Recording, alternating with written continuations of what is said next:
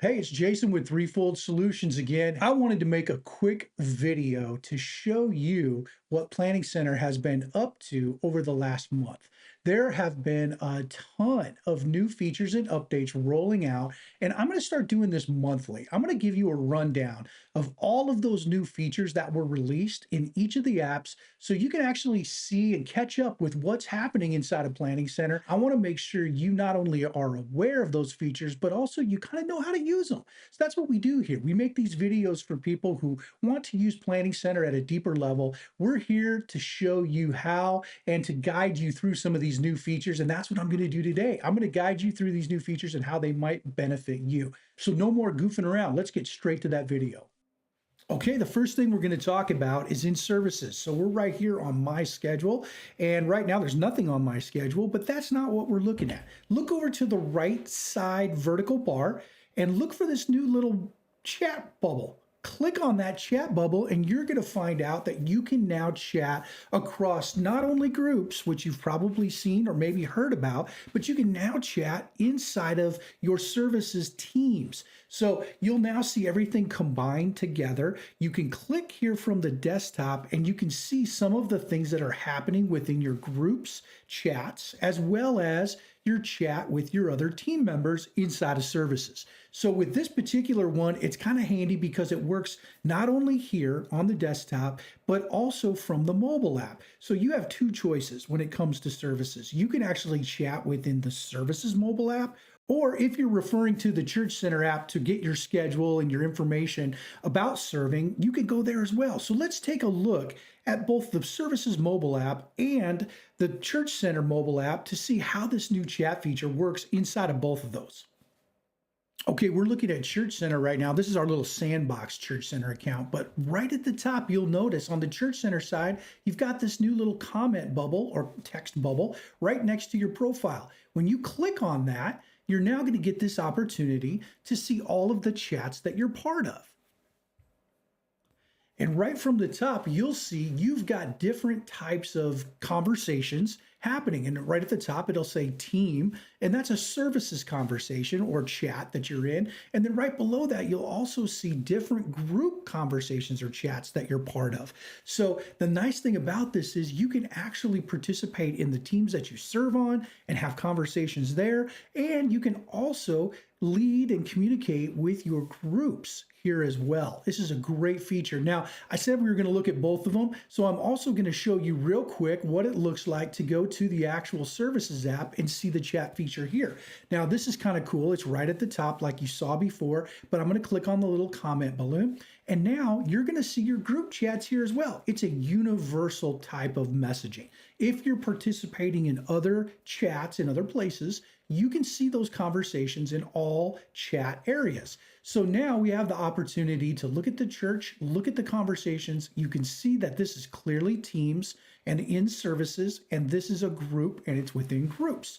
And you can kind of navigate through each one of these. And it's kind of cool because we can just start a new conversation and choose where we'd like to start that conversation. Now, in this particular instance, it's the teams that I'm leading. So if I'm actually looking to start a conversation, I can do that for the teams that I'm volunteering or leading. And that's based on this scenario here. But if I were in groups and I was doing a chat there, I would have the opportunity through Church Center to actually do a group conversation. But again, you're going to see all of those right here consolidated on either side of it. So this is an awesome new feature for chats and conversation. Keeps everybody up to date. It happens in real time. You know, in this one here, it's like, hey, quick question from the parking lot. You know, maybe somebody's got a question about something in one particular area and they just want some help from another team member. It's a really, really cool, handy feature. Really glad Planning Center is starting to beef this up. All right, let's move on to the next new feature.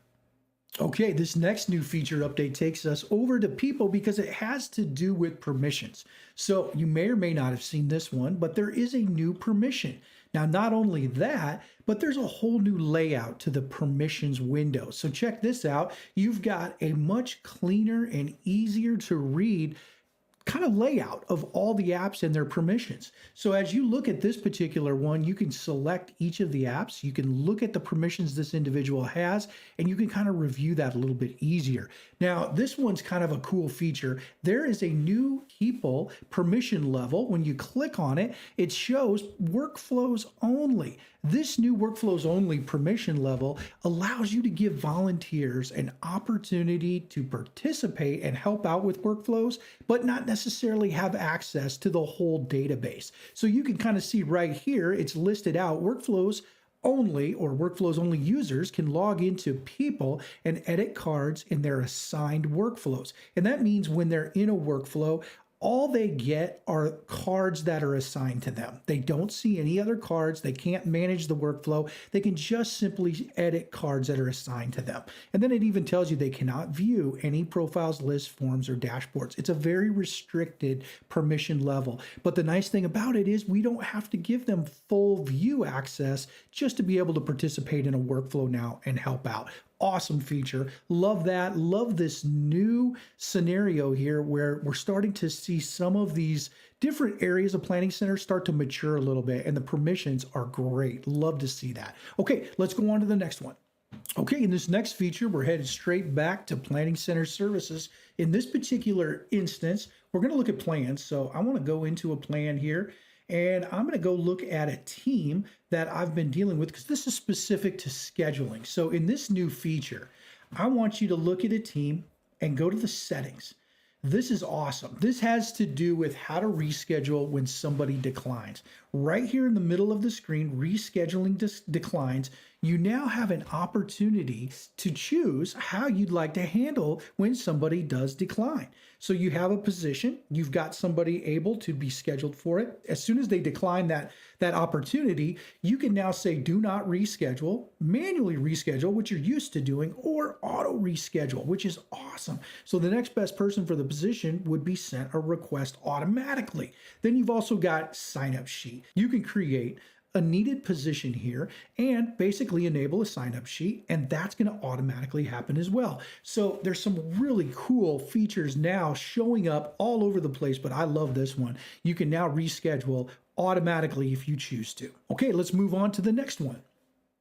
Okay, this time I'm going to take you over to publishing, and that's what we're looking at now.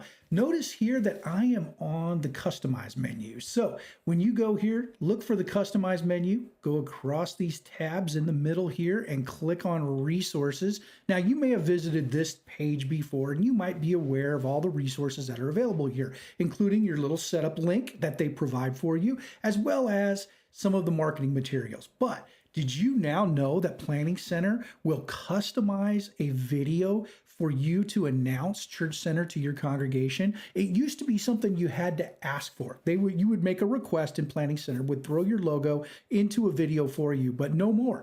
You can now create your own Church Center promotional video. And if you've already launched Church Center to your congregation, use this to reacclimate them to it. Maybe you've introduced some new features, or maybe you just want to remind them in your pre-service videos that Church Center is still a feature and app that they can use to get information.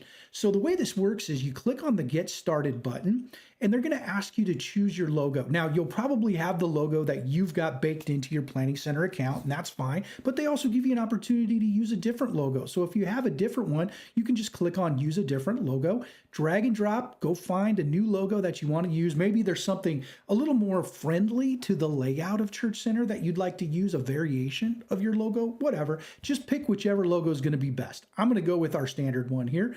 Then I'm going to click Next, and now you get to choose which apps or features of the apps do you want to have highlighted within your video. So you can just pick and choose. I'm going to go ahead and just click them all here. Turn them all on. If you're not using giving, turn that off. If you are using it, make sure you include it. Same thing for registrations or groups or sermons. You may or may not be using sermons, so turn that on or off. This is cool. You can include background music or not. You can turn that off. I'm going to go ahead and just turn everything on so you can see this. As soon as you get it dialed in, click Generate Video. Planning Center's now going to generate a video for you on the fly. It literally takes less than a minute, so it happens very quickly. We'll go ahead and just let this run for a second.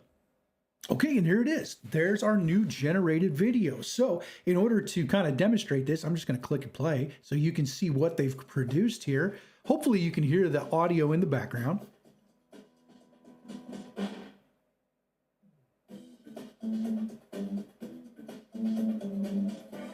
Okay, so basically this is going to run through. It's a 50-second video. You can basically see that all of the apps that I've chosen were highlighted. So they're going to be featured within this template that they've created for us. And then I can download it right here. Just click and download the video, and now it's pretty much ready to go. So that's a great feature. I love that Planning Center has made this more of a self-serve feature. And again, if you've already kind of introduced your church to Church Center, go ahead and use this as just a subtle reminder to let everybody know that there's plenty of information on the Church Center app. All right, on to the next feature. Okay, now we're going to go over to registrations. I'm going to just jump into an old registrations here, but I wanted you to see this. Now, this is one that I've been waiting for a long time. So I'm going to go to the configuration tab, just where I'm at here in my detailed sign up. Now, that's the important thing here. So you can even see, you can now utilize waitlist and detailed sign up. It's probably right at the top of your screen. But here's the cool thing about this. It's always been there. You just couldn't click on it. Now, look at here. I can now turn on the wait list and I can allow people to be added to the wait list. This was a feature that was only available in simple signups previously. The wait list button was there. It was grayed out. It was daring you to click it. It was just teasing you. But now it's finally available inside of detailed signups. You can now utilize the waitlist function. I am so glad to see that one. That has been a long time coming, and I'm so glad that they've just finally chosen to release this particular one. That's a big one for registrations. Let's move on to giving. Okay, now for giving. We've got a couple exciting new features in giving that have been a long time coming. This has to do with non-deductible giving, and that's something that has not been possible up until now. There are two types of non-deductible giving that are now available. It's called the QCD, which is also a qualified charitable distribution, or the DAF, the donor advised funds. These are both now available through your payment source option. So I'm on the manage kind of menu up here and over here on the tab for payment sources. And don't worry about these numbers here. This is all fake, but you can now add one of these, and I've got a couple set up here, but click on add a new payment source. Type in what this might be. I think Planning Center uses the Schwab charitable as a way to kind of denote maybe something that you're receiving from Charles Schwab. But in this particular instance, you're going to select either donor advised funds or qualified charitable distribution. Now, remember, you have the opportunity to turn on or off this email donation acknowledgement. So that way, anybody who's basically using one of these has the opportunity to get a thank you from you, letting them know that you've received that donation. So two new big features in giving, that is the non-deductible features for QCDs and DAFs. Great to see giving start to finally blossom a little bit with some of these non-deductible options. It's been a long time coming, and we're certainly happy to see them. Okay, let's move on. Okay, this last one I'm going to show has to do with calendar, and it has a little bit to do with home. So I'm going to show you, starting with calendar, what this now looks like. This is pretty cool for people that like project management to go along with their events. So inside of an event here, I've got this opportunity to look at connections. Now, if I go back to the overview tab right at the beginning here, you're going to see a brand new little card here called tasks. I now have the opportunity to add some tasks to my event. This is a great feature. So what I'm going to do first is demonstrate how you might preset this before you get to creating that event on the calendar side. So I'm going to open up another tab, and I'm going to go up here to the home area. And on the home area, we've got dashboard and tasks. So I'm going to click on tasks.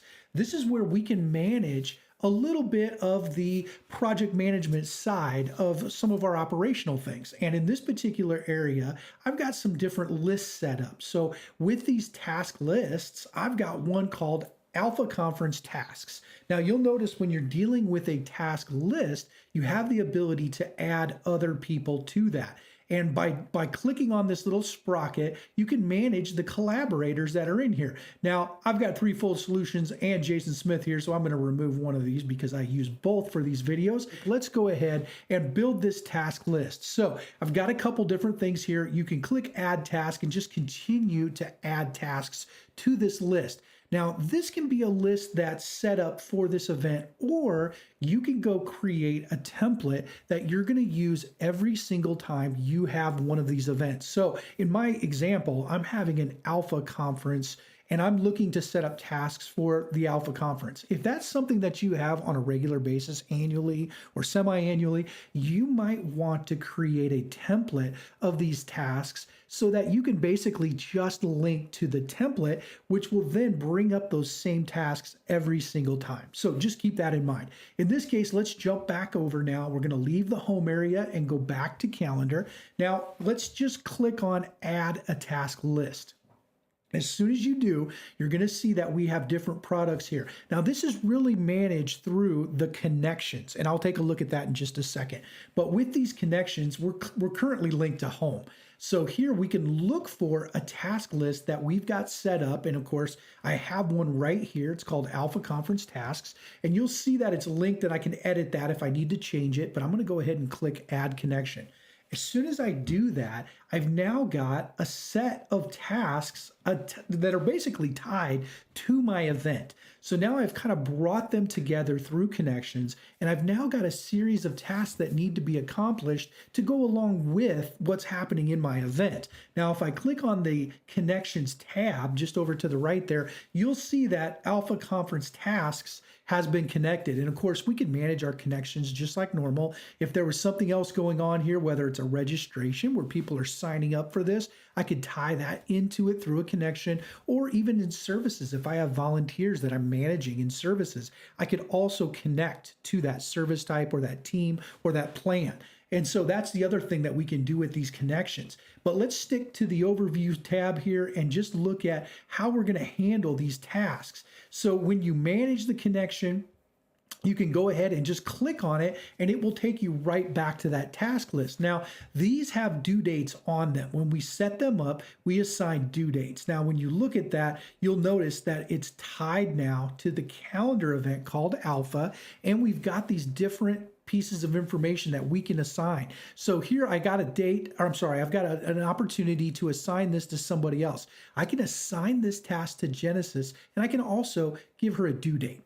And then I can actually repeat this if it was something that happened, for the next couple of weeks. But in this particular instance, it's a one-off. So I'm going to go ahead and save that. And now you'll notice she's assigned to that particular task. So this is how I can start to utilize just a little bit of project management within our calendar events. That's an awesome feature. I love where they're going with this. I've loved these tasks from the beginning, but I now really, really like the fact that they've tied it into calendar so we can now utilize these on our events and make sure we're not dropping the ball anywhere. All right, so that's about it for all the different features that we've had over the last month or so.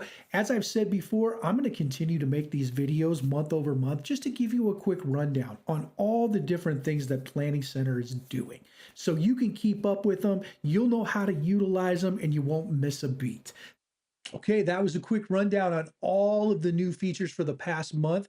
I'm going to continue to make these videos on a monthly basis just to make sure that you're aware of all the different things Planning Center has been up to. We're going to demonstrate how to utilize these features as well, so that way you get the most out of them. Make sure you watch for our next video. Thanks for watching this one. Give us a like, subscribe to the channel if you like getting these helpful little videos, and we'll see you in the next video.